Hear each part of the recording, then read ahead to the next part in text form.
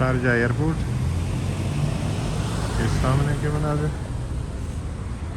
और ये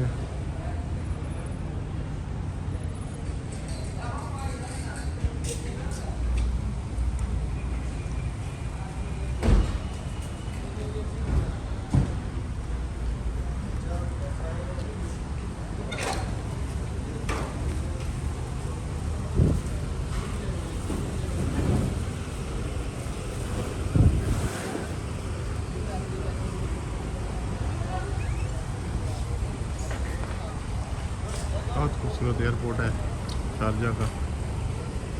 इस सामने देखेंगे जी कार पार्किंग के साथ जो मैदान है, सफाई का खास ख्याल है।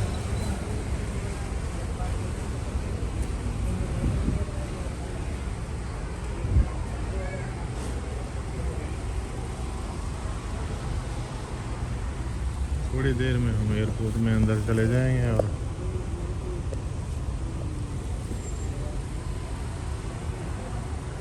अपना सफ़र शुरू करेंगे वापसी पाकिस्तान का।